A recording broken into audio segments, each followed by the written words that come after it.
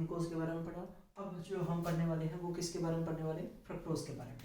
ये भी पॉइंट ध्यान रखना, फ्रक्टोज का सबसे पहले फॉर्मूला क्या होगा, C6H12O6, एकदम सेम फॉर्मूला है like a glucose. Fructose is also known as, क्या बोला जाता है, केन शुगर, क्या बोला जाता है, केन शुगर। ये कोई पॉइंट ध्यान रखना। और फ्रक्टोज का नाम भी कैसे कंफर्मेशन हुई कि ये आपका किस में पाया जाता है, फ्रूट्स के अंदर, किसके अंदर पाया जाता है, अकर्स इन फ्रूट्स, इसीलिए इसको नाम क्या दिया जाता है, फ्रूट शुगर के नाम से भी फ्रक्टोज को जाना जाता है। तो ये भी पॉइंट ध्यान रखना, फ्रूट्स के अंदर पाया जाता है, जैसे आपका लाइक हनी के अंदर भी, जो भी आपके ऐसे लगे स्वीट फ्रूट्स हैं या हनी है तो उनके अंदर क्या पाया जाएगा, फ्रूट शुगर। और फ्रूट शुगर को हम क्या नाम देते हैं, फ्रक्टोज का नाम देते हैं। और फ्रक्टोज का फॉर्मूला क्या होता है, C6H12O6। अभी तक ग्लूकोज का भी हमने फॉर्मूला क्या देखा था, C6H12O6 का ही फॉर्मूला देखा था, ये भी आपका क्या था, ग्लूकोज, बस। और ये C6H12O6 ये आपका क्या है, फ्रक्टोज। इन दोनों में अंतर क्या है, बस ये पॉइंट ध्यान रखना कि आपके ये दोनों के दोनों कैसे हैं, ऑप्टिकली एक्टिव कंपाउंड है, पॉलीहाइड्रोक्सी ग्रुप है। बस ग्लूकोज के अंदर जो फंक्शनल ग्रुप आता है वो क्या आता है, एल्डिहाइड आता है। और फ्रक्टोज के अंदर जो फंक्शनल ग्रुप आएगा वो कौन सा आएगा, कीटोन आएगा। ये पॉइंट ध्यान रखो। एल्डिहाइड की बात करते हैं तो हमने जो आपका स्ट्रक्चर बनाया था वो क्या बनाया था, CHO, आपका ये था एक OH, H, H, OH, OH, OH, CH2OH, ये स्ट्रक्चर थी ग्लूकोज की।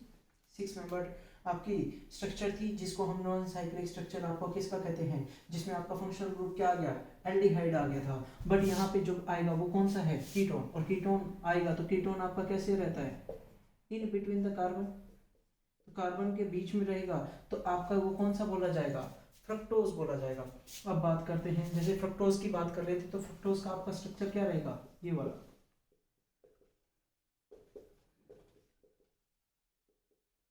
और ये क्या हो गया, CH2OH। तो इसको हम क्या कहेंगे, फ्रक्टोज, इसको हम क्या कहेंगे, ग्लूकोज। ग्लूकोज में अल्डिहाइड फंक्शनल ग्रुप है, इसमें आपका कौन सा फंक्शनल ग्रुप है, कीटोन। और सारी चीज सेम है, पॉलीहाइड्रोक्सी है, ऑप्टिकली एक्टिव कंपाउंड्स है। यहाँ पे कितने हैं, 4 काइरल कार्बन, वहां पे कितने थे, फ्रक्टोज के अंदर कितने, 3 काइरल कार्बन। तो ये आपका क्या हो गया, स्ट्रक्चर ऑफ फ्रक्टोज हो गया। और स्ट्रक्चर ऑफ फ्रक्टोज ये आपका, ये पॉइंट ध्यान रखना, ये आपका क्या हो गया, फ्रक्टोज, ये आपका क्या हो गया, ग्लूकोज। ग्लूकोज में एल्डिहाइड, इसमें क्या हो गया, फ्रक्टोज हो गया। तो आपका यहाँ पे ये क्या हो गया, फ्रक्टोज हो गया। जैसे हमने ग्लूकोज की अल्फा डी और बीटा डी स्ट्रक्चर्स फॉर्मेशन की थी, यदि अल्फा डी की बात करता हूँ तो अल्फा डी में आपका क्या हुआ था, OH आपका किस साइड था, राइट साइड में था। ये पॉइंट ध्यान रखना, जो आपका OH आएगा वो कौन सी साइड होगा, राइट साइड। जो भी एल्डिहाइड का रिएक्शन किसके साथ हुई थी, आपके 5th कार्बन एटम के साथ। जब भी अल्कोहल की रिएक्शन एल्डिहाइड के साथ रिएक्शन हुई थी तो एसीटल की फॉर्मेशन हुई थी, तो जो OH फॉर्म हुआ था वो किस साइड अटैच हुआ था, OH राइट साइड। तो OH राइट साइड यदि अटैच होगा तो आपका कौन सा ग्लूकोज बोला जाएगा, अल्फा ग्लूकोज बोला जाएगा। और यदि आपका किस साइड OH किस साइड अटैच हो, लेफ्ट साइड अटैच हो, और लेफ्ट साइड अटैच होगा तब आपका क्या बोला जाएगा, बीटा ग्लूकोज बोला जाएगा। सेम टू सेम यहाँ पे है।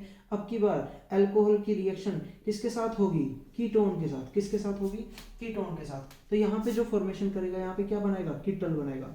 और यहाँ पे कीटल की फॉर्मेशन करेगा तो अब देखो कितने कार्बन, OH ने किसके पास अटैक किया, इस कार्बन के पास। तो 1 2 3 4 और एक ऑक्सीजन, तो कितने मेंबर रिंग बनेगी, 5 मेंबर रिंग बनेगी।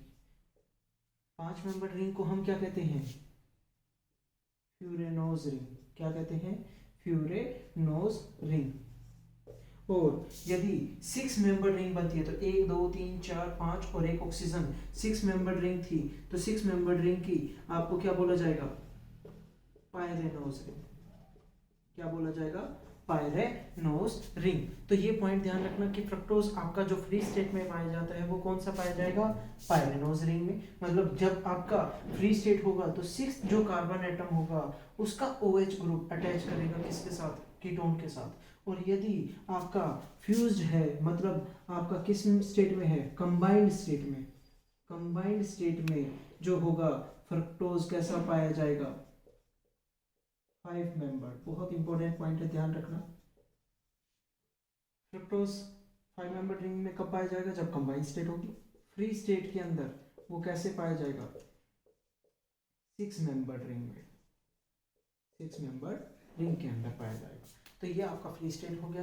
तो इससे आप यदि OH राइट साइड अटैच होगा तो क्या बोला जाएगा? Alpha D fructose. Left side OH attach होगा तो क्या बोला जाएगा? Beta fructose. तो ये आपका क्या था? फ्रक्टोज था। फ्रक्टोज के बाद अब हम जो बात करेंगे वो किसके बारे में बात करेंगे? डाइसैकराइड्स के बारे में बात करेंगे। तो डाइसैकराइड्स में के बारे में हमने प्रीवियस लेक्चर के अंदर सिंपल थोड़ा सा ब्रीफली पढ़ा था कि डाइसैकराइड्स क्या होते हैं कि ऐसे सब्सटेंस जो हाइड्रोलाइज होने के बाद कितनी यूनिट्स की फॉर्मेशन करते हैं? 2 मोनोसैकराइड की यूनिट की फॉर्मेशन करता है, तब हम उसे क्या कहते हैं? डाइसैकराइड्स बोलते हैं। और डाइसैकराइड्स की यदि बात कर रहे हैं तो देखो सिंपल याद करने का तरीका क्या होगा? डाइसैकराइड्स है, डाई मतलब 2, सैकराइड मतलब शुगर यूनिट्स, क्या है? 2 शुगर यूनिट। तो 2 शुगर यूनिट यदि फॉर्मेशन हो रही है किसी भी सब्सटेंस से, और सब्सटेंस से कैसे बनेगी? 2 शुगर की यूनिट या 2 मोनोसैकराइड यूनिट। कैसी यूनिट? 2 monosaccharide units. कैसे बनी? हाइड्रोलाइसिस के थ्रू। हाइड्रोलाइसिस के थ्रू यदि आपकी 2 मोनोसैकराइड की यूनिट फॉर्मेशन हो रही है तो उस कंपाउंड को हम क्या कहेंगे? डाइसैकराइड। और डाइसैकराइड में सबसे इंपॉर्टेंट हम क्या पढ़ने जा रहे हैं? सुक्रोज के बारे में, दूसरा माल्टोज के बारे में, तीसरा लैक्टोज के बारे में। सुक्रोज भी आपका कैसा? डाइसैकराइड, माल्टोज, लैक्टोज, बहुत जो इंपॉर्टेंट है मेन बोर्ड एग्जाम्स के लिए। तो सुक्रोज का यदि हाइड्रोलाइसिस होता है, फॉर्मेशन क्या करेगा? एक ग्लूकोज की फॉर्मेशन करता है और एक फ्रक्टोज की फॉर्मेशन करता है। मतलब आपके ग्लूकोज और फ्रक्टोज के मिलने से फॉर्मेशन किसकी होती है? सुक्रोज की फॉर्मेशन होती है। माल्टोज का हाइड्रोलाइसिस करते हैं तब हमारी किसकी फॉर्मेशन होगी? माल्टोज में ध्यान रखना 2 मोल ऑफ ग्लूकोज, किसकी फॉर्मेशन हो रही है? 2 मोल ऑफ ग्लूकोज। और लैक्टोज का सिंपल ध्यान रखना कि क्या रहेगा? एक तो ग्लूकोज रहेगा ही रहेगा और दूसरा कौन सा रहेगा? गलैक्टोज। कैसे याद रख सकते हैं? गलैक्टोज में क्या आ रहा है? लैक्टोज। तो लैक्टोज के अंदर ही फॉर्मेशन किसकी होगी? गलैक्टोज की, और किसी के अंदर फॉर्मेशन नहीं होगी। और सुक्रोज आपका क्या है? दूसरा एक नाम दिया था क्या? Invert sugar. क्या है? Invert sugar. और इनवर्ट शुगर की कब बनती है? जब एक ग्लूकोज बनेगा और एक फ्रक्टोज बनता है, तब हम उसे क्या कहते हैं? Invert sugar. तो इनवर्ट शुगर किसके लिए नाम दिया गया? सुक्रोज के नाम दिया गया। अब बात करते हैं सुक्रोज, माल्टोज और लैक्टोज की फॉर्मेशन हुई कैसे? जब भी 2 मोनोसैकराइड यूनिट्स कंबाइन होती है, लिंक होती हैं एक दूसरे से, और वो किसके थ्रू अटैच होंगी? By glycosidic bonding. ध्यान रखना, एक मोनोसैकराइड यूनिट जैसे मैंने क्या लिया? ग्लूकोज, दूसरी मैंने क्या ली? फ्रक्टोज। ये दोनों आपस में किससे लिंक होंगी? ग्लाइकोसिडिक लिंकेज से। किससे लिंकेज हो रही है? ग्लाइकोसिडिक लिंकेज से। और ग्लाइकोसिडिक लिंकेज किसके अंदर देखने को मिलती है? कार्बोहाइड्रेट्स के अंदर। तो ये भी पॉइंट ध्यान रखना कि लिंकेज कार्बोहाइड्रेट्स के अंदर कौन सी देखने को मिलती है? ग्लाइकोसिडिक। और ग्लाइकोसिडिक आपकी बनती कैसे है? ये पॉइंट ध्यान रखो कि ग्लाइकोसिडिक आपकी क्या बनेगी? जैसे अब मैंने क्या कहा था कि आपका जो एल्डिहाइड है वो किसके साथ रिएक्ट करता है? अल्कोहल के साथ। तो पहले क्या बनाता है? हेमी एसिटल, देन क्या बनाता है? एसिटल। तो अल्कोहल और एसिटल की फॉर्मेशन क्या होगी? एक तो OH बनता है, फिर OR, और फिर दोबारा से ये अल्कोहल के साथ रिएक्ट करता है, तो फॉर्मेशन क्या करता है? OR और OR। इसको हम क्या कहते हैं? एसिटल कहते हैं। तो ये जो लिंकेज आएगी वो कौन सी होगी? Glycosidic linkage. वो कौन सी होगी? Glycosidic linkage. तो डाइसैकराइड में हम जो पढ़ने जा रहे हैं वो सबसे पहला कौन सा होगा? सुक्रोज। और सुक्रोज आपका क्या कहलाता है? Invert sugar. और सुक्रोज को हम किससे भी फॉर्मेशन कर सकते हैं, या सुक्रोज का यदि मैं फर्मेंटेशन करूँ बाय यीस्ट तो फॉर्मेशन या इन्वर्टेज के थ्रू भी करते हैं, तो फॉर्मेशन क्या करेगा? आपका एक ग्लूकोज की फॉर्मेशन करता है और एक फ्रक्टोज की फॉर्मेशन कर सकता है। तो हाइड्रोलाइसिस के थ्रू भी और साथ में इन्वर्टेज के थ्रू भी। यदि मैं सुक्रोज लेता हूं और उसको इन्वर्टेज एंजाइम के साथ रिएक्ट करवा रहा हूँ एसिड की प्रेजेंस में, तो एक फॉर्मेशन क्या करेगा, ग्लूकोज बनाएगा, और दूसरा क्या बनाएगा, फ्रक्टोज की भी फॉर्मेशन करेगा। या तो हाइड्रोलाइसिस कर लो या इन्वर्टेज एंजाइम ऐड कर लो दोगे, तो फर्मेंटेशन के थ्रू आपकी फॉर्मेशन किसकी हो जाएगी, ग्लूकोज और फ्रक्टोज की। किसकी हो जाएगी, ग्लूकोज और फ्रक्टोज की। यदि मैं दूसरे पॉइंट एक और दूँ, सुक्रोज है, और यदि किसके साथ, एंजाइम के साथ रिएक्ट करवा दूँ, जाइमेज के साथ, किसके साथ रिएक्ट करवा रहा हूँ, जाइमेज, जाइमेज के साथ रिएक्शन करवाता हूँ, तो यहाँ पे फॉर्मेशन किसकी हो रही है, अल्कोहल की। तो फॉर्मेशन किसकी होगी, अल्कोहल की। तो वहां पे ये पॉइंट ध्यान रखना, यदि एंजाइमेज एंजाइम आ रहा है तो फॉर्मेशन किसकी करेगा, अल्कोहल की। और वो अल्कोहल भी देखो, ये जो सुक्रोज मैंने बोला है, तो वो सुक्रोज पहले इन्वर्टेज एंजाइम से बनाया क्या है, ग्लूकोज और फ्रक्टोज, और वो ग्लूकोज जाइमेज एंजाइम के साथ मिलकर फर्मेंटेशन करके फॉर्मेशन किसकी कर देता है, अल्कोहल की। तो यहाँ पे मैं ग्लूकोज भी लिख सकता हूँ, ग्लूकोज को यदि जाइमेज एंजाइम के साथ रिएक्ट करवाता हूँ तो भी फर्मेंटेशन के थ्रू आपका क्या बनता है, अल्कोहल। और अल्कोहल में भी मेनली क्या बनेगा, इथेनॉल, और साथ में क्या रिलीज होगी, कार्बन डाइऑक्साइड गैस। क्या रिलीज होगी, कार्बन डाइऑक्साइड गैस। तो ये आपका क्या होगा, सुक्रोज। ये आपका क्या है, सुक्रोज। तो ये पॉइंट ध्यान रखना कि सुक्रोज आपके दो मोनोसेक्राइड यूनिट से बनेगा, और दो मोनोसेक्राइड यूनिट्स कौन कौन सी थी, एक तो आपकी ग्लूकोज थी और दूसरी आपकी कौन सी थी, फ्रक्टोज। और ग्लूकोज और फ्रक्टोज में भी यदि एकदम स्पेसिफिक बताएं तो क्या होगी, एक तो होगी अल्फा डी ग्लूकोज, एक तो क्या होगी अल्फा डी ग्लूकोज, और दूसरी कौन सी होगी, बीटा डी फ्रक्टोज। देखो ये पॉइंट ध्यान रहे, एक कौन सी है, अल्फा डी ग्लूकोज, और दूसरा कौन सा है, बीटा डी फ्रक्टोज। इन दोनों की ग्लाइकोसिडिक लिंकेज के थ्रू, ग्लाइकोसिडिक लिंकेज बनने के बाद फॉर्मेशन किसका होगा, सुक्रोज का। किसका होगा, सुक्रोज का। तो ये आपका क्या था, सुक्रोज। अब सेकेंड वाली बात करते हैं, कौन सा आएगा, माल्टोज। और माल्टोज को हम क्या कहते हैं, माल्टोज को हम क्या कहते हैं, माल्ट शुगर। जैसे इसको इनवर्ट शुगर बोला जाता है, वैसे ही माल्टोज को क्या कहा जाता है, माल्ट शुगर। तो इसमें हमने क्या बताया था कि माल्टोज का जब भी हाइड्रोलाइसिस होगा, फॉर्मेशन क्या करेगा, 2 मोल ऑफ ग्लूकोज। क्या बनाएगा, 2 मोल ऑफ ग्लूकोज। और तो मतलब माल्टोज की फॉर्मेशन कैसे होगी, 2 मोल ऑफ ग्लूकोज यूनिट्स को ग्लाइकोसिडिक लिंकेज करवा देंगे तो फॉर्मेशन किसकी करेगा, माल्टोज की करेगा। और यहाँ पे ये जो दोनों मोल ऑफ ग्लूकोज होंगे वो कैसे होंगे, अल्फा डी ग्लूकोज के होंगे। ये पॉइंट ध्यान रखना। तो आपका देखो सुक्रोज का यहाँ पे लिखता हूँ, सुक्रोज का लिख रहा हूँ alpha D glucose plus beta D fructose. एक पॉइंट हो गया। Second point, maltose. माल्टोज का यदि हाइड्रोलाइसिस होगा तो वो क्या फॉर्मेशन करेंगे, अल्फा डी ग्लूकोज यूनिट्स, और वो भी कितनी, 2 मोल। कितनी फॉर्मेशन कर रहे हैं, 2 मोल। अब बात आती है लैक्टोज की। किसकी बात आ रही है, लैक्टोज की। यहाँ पे बात करते हैं, लैक्टोज की बात कर रहे हैं। तो लैक्टोज कहाँ पे पाया जाता है, ये तो सभी को पता है, किस में पाया जाता है, मिल्क के अंदर। तो ये मिल्क के अंदर प्रेजेंट है, तो इसको हम क्या बोल सकते हैं, मिल्क शुगर भी बोल सकते हैं। जैसे आपका सुक्रोज कैसा था, इनवर्ट शुगर, माल्टोज कैसा था, माल्ट शुगर, लैक्टोज कैसा है, मिल्क शुगर।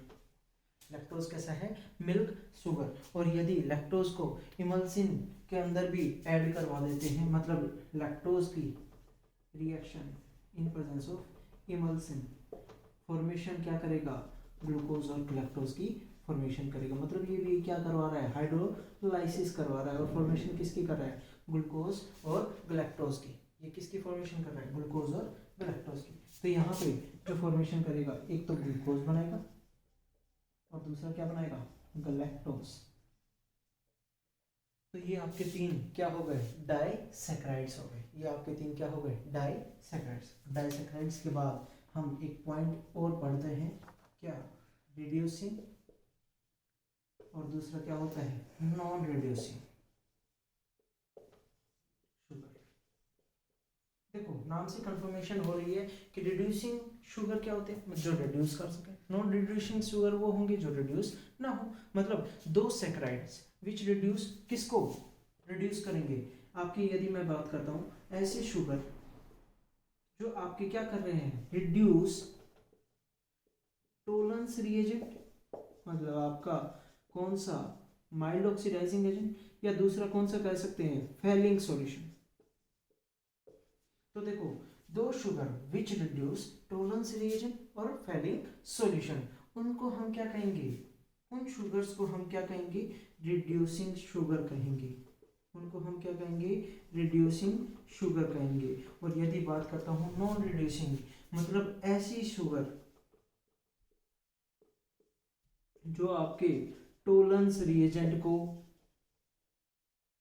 या आपकी बात करता हूं फेलिंग सॉल्यूशन को रिड्यूस नहीं करवा पाते, मतलब आपके दो sugar which do not reduce Tollens reagent और फेलिंग सॉल्यूशन, उन शुगर्स को हम क्या कहेंगे, नॉन रिड्यूसिंग शुगर, उन शुगर्स को हम क्या कहेंगे, नॉन रिड्यूसिंग शुगर। और यहाँ पे ये पॉइंट ध्यान रखना, ये जो माल्टोज और लैक्टोज हैं, माल्टोज और लैक्टोज हैं, बोथ आर कैसी हैं, रिड्यूसिंग शुगर, बोथ आर क्या है, रिड्यूसिंग शुगर। और सुक्रोज आपकी क्या है, नॉन रिड्यूसिंग शुगर, कैसी है, तो नॉन रिड्यूसिंग शुगर के अंदर क्या आ जाएगा, एग्जांपल सुक्रोज, क्या आ गया, सुक्रोज। और यहाँ पे रिड्यूसिंग के अंदर क्या आ गए, माल्टोज एंड लैक्टोज। तो ये पॉइंट ध्यान रखना कि माल्टोज और लैक्टोज आपके क्या है, रिड्यूसिंग शुगर है, और आपका सुक्रोज क्या है, नॉन रिड्यूसिंग शुगर। अब जो बात कर रहे हैं, ये तो हुई बात किसकी, डाइसैकराइड्स की। अब बात करेंगे पॉलीसैकराइड्स। और पॉलीसैकराइड्स भी आपने प्रीवियस लेक्चर में क्या देखा था, रिव्यू देखा था, क्या था, पॉलीसैकराइड्स क्या होते हैं, जिसमें आपकी कई सारी शुगर यूनिट्स का फॉर्मेशन हो, पॉलीसैकराइड्स। पॉलीसैकराइड्स मतलब पॉली मतलब मैनी, सैकराइड्स मतलब शुगर यूनिट्स, मतलब आपकी यहाँ पे क्या हो गई, कई सारी शुगर यूनिट्स की फॉर्मेशन हो। तो कई सारी शुगर यूनिट्स की फॉर्मेशन होगी तभी आपकी क्या बनेंगे, हाइड्रोलाइज होने के बाद क्या बन रहे हैं, कई सारी मोनोसैकराइड यूनिट्स बनेंगी, उन्हीं को ही हम क्या कहेंगे, उन्हीं सब्सटेंस को हम क्या कहेंगे, पॉलीसैकराइड्स कहेंगे। तो आपके पॉलीसैकराइड्स का जो जनरल फार्मूला होता है वो क्या होता है, ये पॉइंट भी ध्यान रखना, जनरल जो फार्मूला होता है C6H10O5 की N, C6H10O5 की N, इसको हम, ये आपका क्या हो गया, जनरल फार्मूला हो गया किसका, पॉलीसैकराइड्स का। क्योंकि N क्या है, आपकी नंबर ऑफ यूनिट्स रहती है, मोर देन 100, 1000, 2000 हो सकती है, तो वो आपकी क्या होंगी, पॉलीसैकराइड्स। तो आपका यहाँ पे ये कैसे होते हैं पॉलीसैकराइड्स, एक पॉइंट मेन पॉइंट ध्यान रखना कि ये क्या रहते हैं, कलरलेस, क्या रहते हैं, कलरलेस, क्या रहेंगे, टेस्टलेस।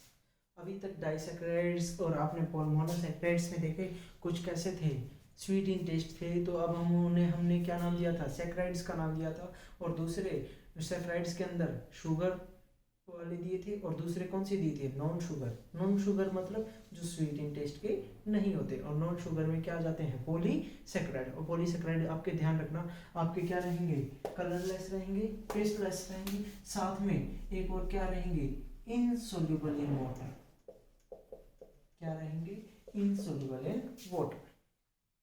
तो ये हुई बात किसकी, सिंपल पॉलीसैकराइड की। और पॉलीसैकराइड में मेन जो पढ़ने वाले हैं किसके बारे में पढ़ेंगे, स्टार्च के बारे में, सेलुलोज के बारे में, और थर्ड वन है किसके बारे में, ग्लाइकोजन के बारे में। स्टार्च, सेलुलोज, ग्लाइकोजन, इनके बारे में हम पढ़ने वाले हैं।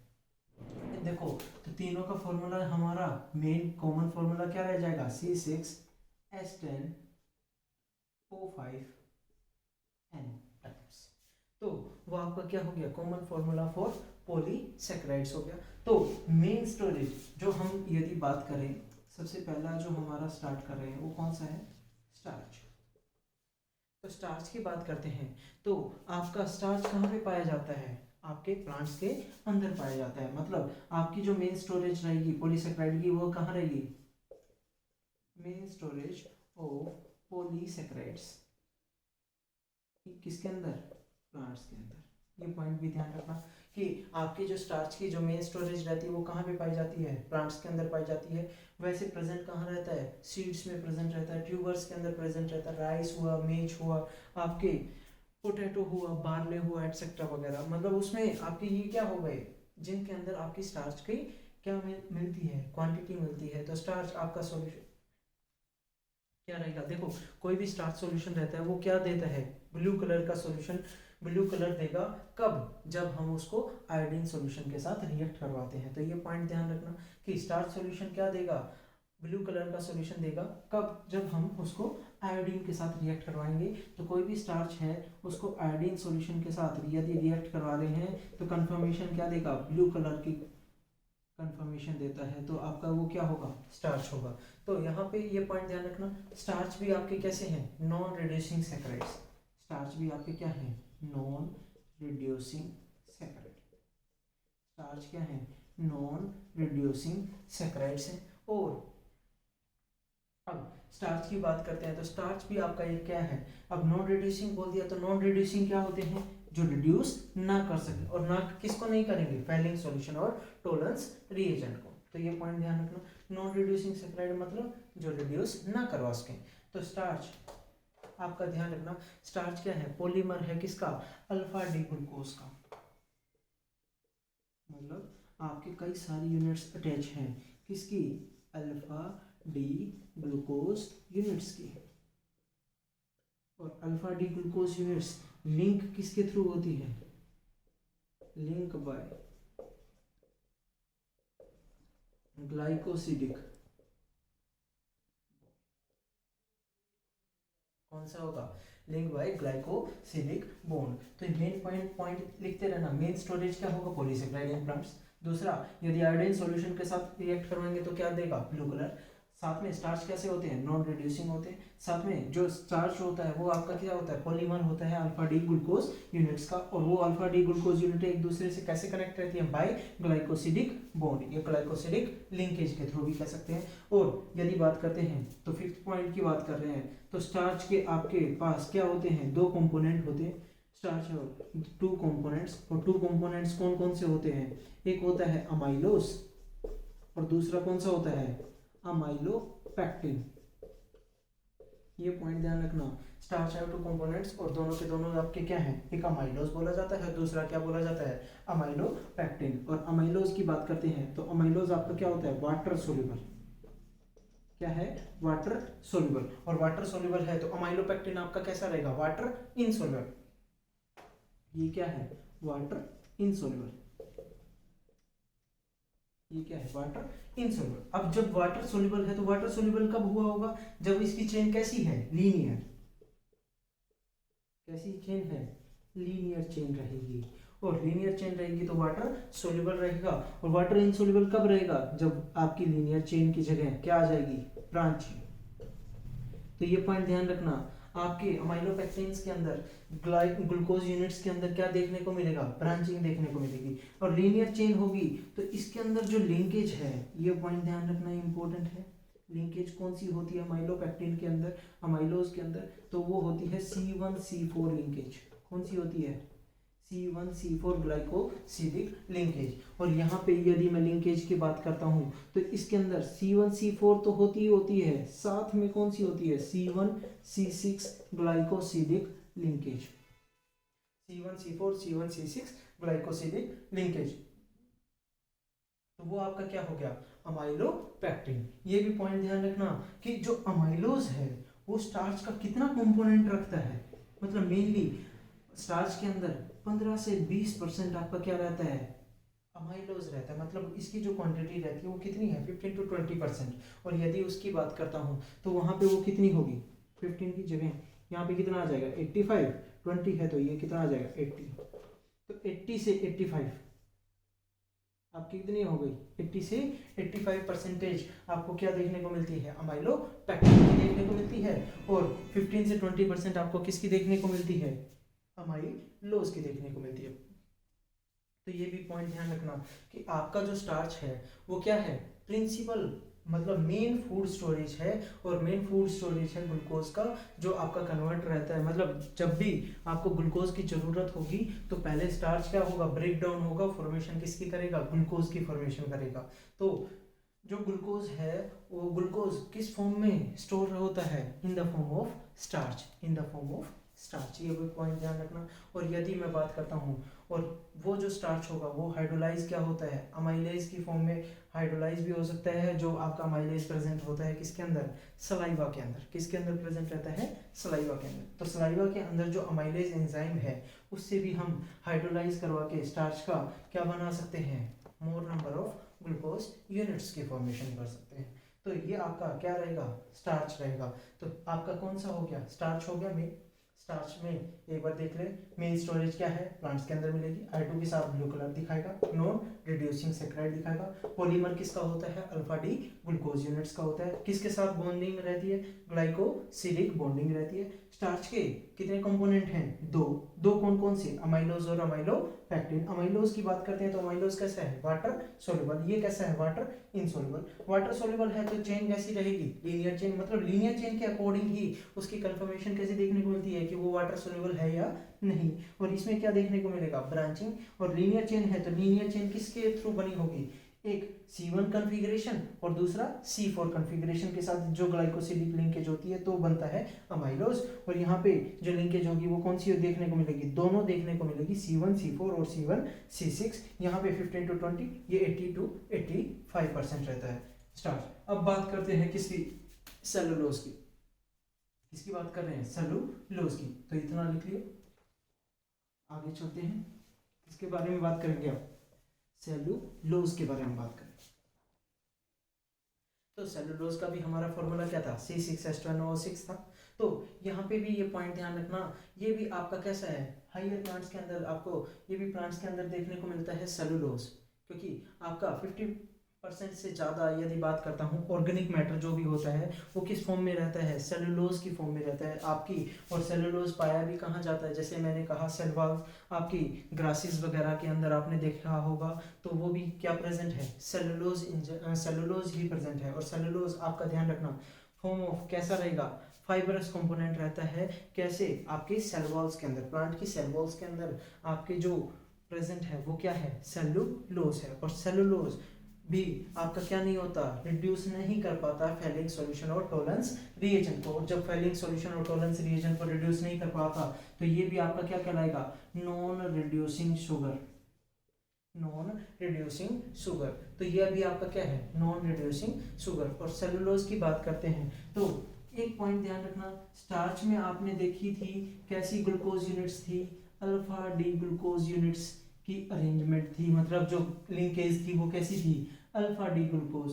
सेलुलोज की बात करेंगे तो यहाँ पे जो लिंकेज आएगी वो कैसी आएगी, बीटा डी ग्लूकोज यूनिट्स की जो ग्लाइकोसिडिक लिंकेज होगी उससे फॉर्मेशन किसकी होती है, सेलुलोज की।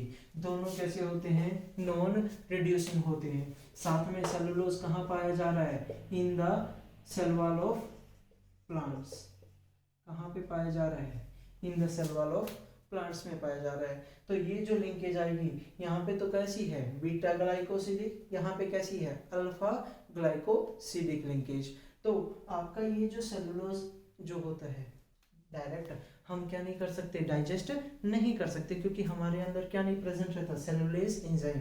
तो ये जो सेलुलोज होता है वो डाइजेस्ट भी कौन कर सकता है, आपके कैटल्स कर सकते हैं। तो कैटल्स हुए, शीप हुई, काव हुई, ये सारे आपके क्या कर सकते हैं, रूमिनेंट एनिमल जिन्हें कहते हैं, वो आपके क्या कर सकते हैं, डाइजेस्ट कर सकते हैं किसको, सेलुलोज को। क्यों, क्योंकि इनके पास जो एनिमल्स ये रहते हैं, रूमिनेंट एनिमल्स जो होते हैं उनके पास क्या होता है, एनिमल्स में क्या होता है, सेलुलेज एंजाइम। क्या प्रेजेंट है, सेलुलेज एंजाइम। और सेलुलेज एंजाइम ही डाइजेस्ट कर पाता है किसको, सेलुलोज को।